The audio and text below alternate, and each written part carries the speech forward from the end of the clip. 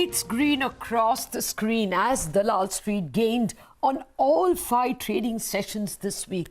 Nifty and Sensex rallied to post their biggest weekly gain in 5 months. But the Nifty Bank actually was the one that outshone all of them to post gains of over 12%. Hello and welcome to Taking Stock, the show where we review the week gone by so as to prepare you for the next trading week. I'm Lata Venkatesh, and in a minute joining me will be Prashant Nair to take you through the market action of the week. Let me get in a word more on the key indices performance this week. Yes, like we just told you, Sensex and Nifty up over 5.5%. But look at the banks and the IT. Those two indexes on their own absolutely carried the Nifty and more. Both those indices are up over 12%. So who helped the IT index? It was Biden. Expectations that Biden will be less stringent on visa has perhaps helped the IT index. They were anyway having a bit of a tailwind. But the banks over the weekend, last weekend, we got the ICICI numbers, which were definitely better than what the street expected. You saw most of the analysts rating up the private banking stocks. And then midweek, we get State Bank of India. And then there is no other choice but to believe that the entire banking sector and maybe even part of the NBFC sector is not as hurt as was feared because of COVID. 5%, 7% NPAs, all those fears were erased, and it's a maximum of 2 to 3% according to State Bank's own guidance. And then the results, you could see the recovery in the banks, in FMCG stocks, in cement stocks. So across a whole host, you could see better performance. One of the best earnings season if you only count the earnings so far. But if we are so full of ourselves, let's get a little humble. The Sensex and the Nifty, for all their 5.5% gains, were by no means the outperformers of the world. They were underperformers in the world, with the honors being taken away by so many of the developed market indices, Nasdaq, Dow, CAC, DAX. But Prashant is the master of that field. He's standing by with a great chart on how the sweepstakes were this week. Prashant. Thanks very much, Lata, for that. So, it's quite remarkable, isn't it? 5.5% gains here in India, and we are saying that, the market here was an underperformer. That's how big the rally has been over the last 5 days for global markets. Quickly running you through what the gains look like, starting with the US markets, which gained anything between 6 and 6.5%. You look at other markets in Asia, Japan and Hong Kong, 5.5%, 7% in Hong Kong. You look at gains in Australia, almost 8%. Jump geographies to Europe now. Look at UK, look at France, look at Germany, 7.5%, 10.5%, and almost 10%. And then you come to Latin America, Brazil, with about 8% gain. So, Nifty's 5.5% gain. It's extremely strong, but you got to keep the global context in mind. This is the last 5 days, which has been absolutely very, very strong. 4 factors I want to just quickly run through why this may be so. One is, through all this election uncertainty, we've been making one point that the debate has been how large will the stimulus in the US be? Is it going to be 2 trillion? Is it going to be 3 trillion? So the point is the stimulus will come. Maybe it'll be a little delayed. I think the market finally saw that point. Second, the Fed chair is considered far more powerful from a financial market perspective as compared to who occupies the White House. And Jeremy Powell, in his address earlier in the week, did not give any indication that he's taking his foot off the pedal in terms of stimulus and bond buying program. Third, there are these new lockdowns which are happening, but there is also anticipation that we will see news on a vaccine, a potential vaccine in the second half of November. And third, as we began this week on Monday, the world's largest asset manager, BlackRock, upgraded their view across emerging markets. Lata. Thank you very much. So that looks like there's still a bit of tailwind left. But if Prashant has given you the global breakup, here's, before I come to my colleague Nigel, let me tell you what we have lined up on the show for you. We should be telling you the big guests that we have. We have Nilesh Shah, the managing director of Kotak Mahindra AMC, undoubtedly one of the best veterans of the stock markets. And also, later on the show, to track the technicals, Rohit Srivastava, founder and strategist at IndiaCharts.com, will be with us. We'll also bring you a whole lot of excellent market opinion that we got through the week. There was Sameer Arora, there was Tahir Badshah, there was Randy Watso of O'Neill Global Investors, and a whole host of them. But before that, we want to get it really micro, and Nigel is patiently waiting by. Nigel, who are the winners of this week? I have a familiar feeling it's going to be banks. Well, that's right. Globally, there was a battle going on between Trump as well as Biden. But out here, there was only one winner. That was the bulls. And in fact, the bull was a banker because the banks were up close to around 12%.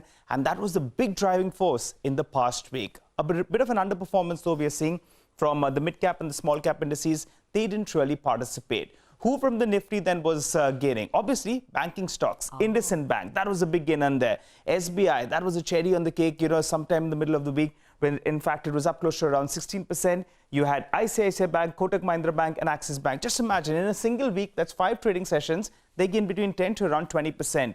Piling in the gains as well were financial institutions. So HDFC, a large weight on the index, not part of the Nifty Bank. That was a big gainer. Bajaj Twins participated as well. And High Beta did well. So Hindalco decided to participate as well. And Sun Pharma post those numbers, which were better than what the sheet was working with. That stock as well was higher. There were a few losers from the Nifty pack itself. UPL, that auditor problem continues to plague them. Stock was down close to around 6% in an otherwise strong market.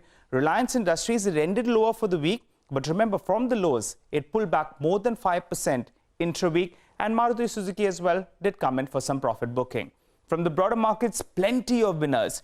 PVR, the big unlocked trade out there, that stock in fact gained more than 15%. If auto stocks are going to do well, then some of those lenders are going to do well. And Shriram Transport as well did participate. And SRF, after the dream run that the stock has had, it continues to gain up more than 10%.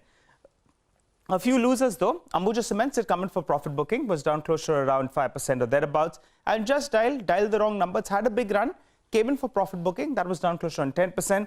Finally, Concord, the government's looking to divest stake, but there are various problems with the Railway Ministry as well. So on the back of that, that stock did see some selling. Short point, big week for the Nifty Bank, gaining more than 10% in a single week. Back to you. Nigel, thanks very much for that. Now let's take it straight to our market guru. Nilesh Shah is Managing Director of Kotak Mahindra Asset Management Company, and he is joining us on the show right now. Nilesh, it's a pleasure. Thank you very much for joining us. 5% for the benchmark indices here, Nilesh. At this rate, 12,500 beyond by Diwali? It's always difficult to predict short-term momentum, but clearly quarterly results, the way they are coming, way above expectations or meeting all the expectations, certainly provide some downside protection to the market. Yeah, Nilesh, that point is taken. The results have been better than almost any analyst whom we are speaking with. Are you getting a sense that the economy is turning for the better? In which case do you think the mid-caps will participate? Earlier people like you would tell us, buy the best in the field. Now would you go to 2, 3, 4? Earlier, Lata, we were saying buy the top 3 or 4 players, don't go to me too players.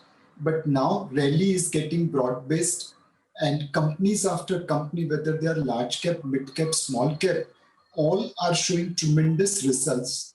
Everyone is cutting costs, everyone is tightening working capital, and despite volume drop, most companies have expanded margin. This is a truly remarkable quarter, and market rally will become broad-based. So looking at the comfort of valuation, one should expand their portfolio. Nilesh, when we have someone like you on, people want to know or pick your brains in terms of what they should do from here.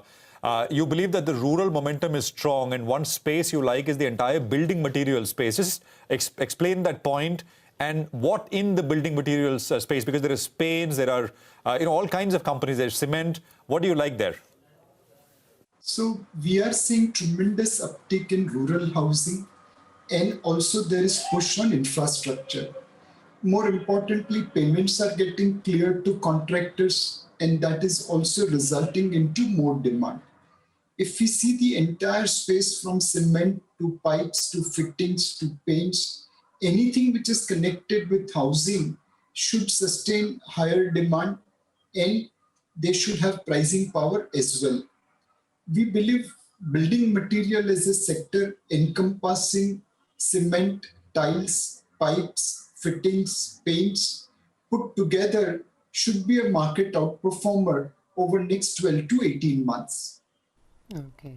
Okay. Nilesh, there are a couple of more impulses we got this week. One was this ITES rules getting tweaked, the infotech-enabled services. Some things have been cleaned up.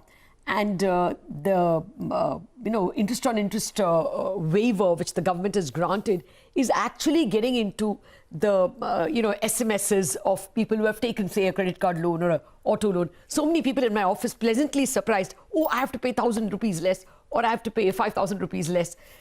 Can these be impulses to be traded in some fashion or invested?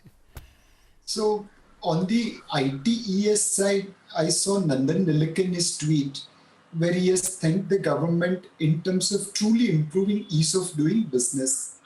So apart from work from home, if there are rules and regulations which have made life easier for ITES industry, and if person of the stature of Mr. Nilekani is acknowledging that, I'm sure it is groundbreaking and it will definitely aid that sector.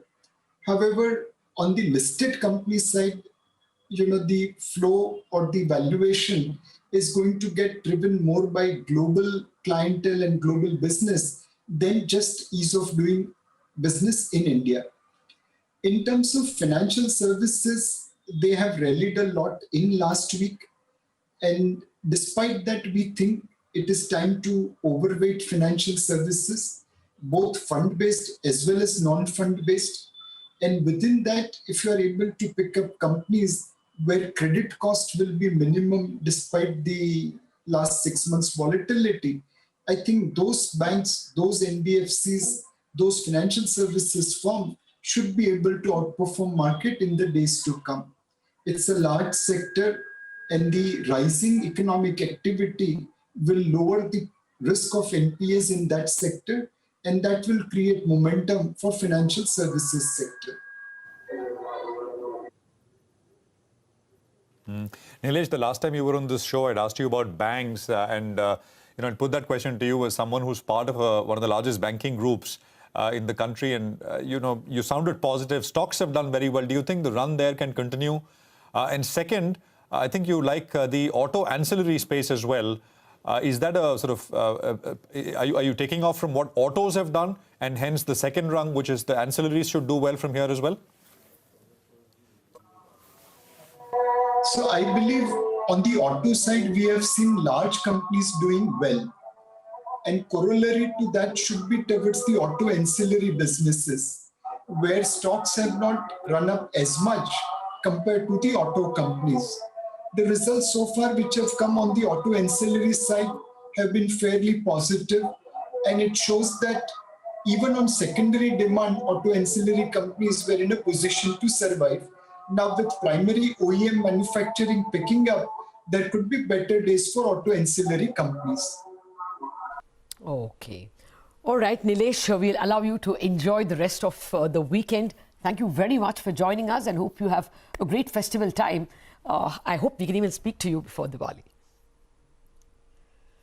Okay, so that's Nilesh Shah, and important views coming in there. Not trying to call the short-term trend, but clearly seeing 18-month positives for things like home building sector. We want to take a break, and when we come back, we'll have a technical expert, Rohit Srivastava, with us. But while we go into the break, let's play out to you some of the excellent market opinion we got through the week. We are back in a jiffy. The equity markets pay off over time, and particularly they pay off if you average when they are down. And so that has worked. But in general, I would think that the good thing has been that I don't have to worry too much about whether I believe in the economic recovery or not. Because by the way, I still don't believe totally. Because the rally has been so uniform. I don't believe that you can have a recovery without some genuine external thing driving it, as in jobs, investments, government spending. The markets are taking hope and conviction out of is the massive performance that we have seen out of the corporate sector in India in this quarter, and we have seen some very, very stunning numbers. all throughout across most most market segments and most sectors. And I can tell you that this is something which has frankly surprised us as well. Traders trying to build, if not quantitatively, at least qualitatively, direction to earnings. And probably that strengthens further. We may have a little bit of pullback in the next quarter because all of course will not necessarily be permanent in nature, but it is still very surprising to see the kind of performance that corporate India has delivered. It is something which we've never seen even pre-COVID. A little bit stronger dollar usually is slightly negative for emerging markets. Tech and financials have been doing better. And in the last month, actually, large cap has been doing better. Mid and small cap had been doing well in India, but now large cap is really asserted. We do like HDFC. We do like that stock. We do tend to favor technology more, though. One stock we really like, and I know you had the CEO on with you last Friday, is we do like Infosys. That's a company that is putting up very good numbers. They're seeing a strong transition to digital, as they highlighted in their interview with you. Digital is now about half the business, and it's growing about 25% a year right now. We still like Tata Consultancy as well.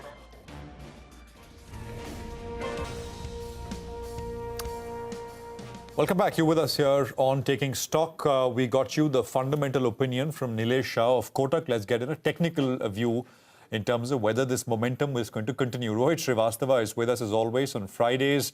He's, of course, with India Charts. Rohit, thanks very much. Rohit has been, steadfastly bullish now for a couple of months, actually, through the hiccups. And we've got this 5% move, Rohit. Will this momentum last, and how much higher can this take us?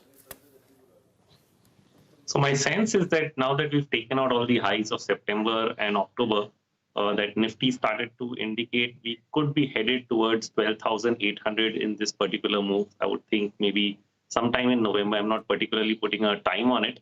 And similarly, Bank Nifty would be looking at as high as maybe 28,700. So those are the two levels I think we'll start targeting. What we'll watch out for, though, is simultaneously we also want the S&P or the Dow to really break out because they've reached the top end of the range they were in for most of last 2 months. And once they break out, that would give us a further confirmation that the momentum is likely to continue. Thanks for joining us, Rohit. So what would you have us trade? Can you give us some contours for any stocks or indexes? Right. So I think what's going to happen, though we've seen strong performance, it's shifted from sector to sector. And what I was sensing at the start of October is that this becomes a broad-based move. And then you got that interim correction in between. But what we saw in the last 4 days of this rally is one day you had IT as a sector outperforming. Next day you had metals doing an outperformance. But one sector that did well on all 3 days is probably banking. My sense is that even the mid-cap index has now surpassed the high that it had made in August. And therefore, this is actually becoming a broad-based rally with each part of the market starting to participate. So it's not going to be a single sector move. I think you can make your picks, but the strong ones, which I think is, of course, apart from banking and metals, would be auto and IT. So I think these 4 sectors make up the strong ones that should overall drive. But definitely start looking at smaller stocks in the mid and small cap segment, because even while they may not have moved a lot, they didn't really fall too much in the last month. And therefore, what you're going to get is, suddenly you'll see that momentum pick up and moves will start getting bigger even in the broad market. Banks, metals, IT and auto, focus and stay in those areas where the momentum is. Rohit, Reliance has started to pull back, and it actually has pulled back over the last 3 days. And that's an important name for the market as well. Any thoughts there? Yeah, so I think one of the reasons I think in between when I was expecting a correction or a pullback to 11,550, it was essentially that Reliance was looking weak. And that weakness was that either it would go to 2,000 or it would drop below that to 11,840. 11,840 is the 40-week average. It stopped exactly there and has bounced back. So what I'm saying here is the correction in Reliance is probably over, which started in probably September. And now it has resumed its upward trend. So apart from any short-term pauses, I think generally it will be attempting to go back to the highs that it made in September. And that's what we should be looking for, which means possibly testing that high or even making a new all-time high could be a possibility in the months ahead. All right. Thank you very much, Rohit Srivastava, for touching on so many sectors and indexes. Have a great weekend yourself. Thank you for joining us. Okay, so we got you a fundamental and a technical view. And now, what are the events to watch out for next week? Here's Nupur Jain Kunya with those details. Thank you so much for that. Well, it will be a last leg of companies that will be reporting their Q2 earnings in coming week. Oil India, JK Cement to report their Q2 earnings on Monday. Tuesday will be a busy day.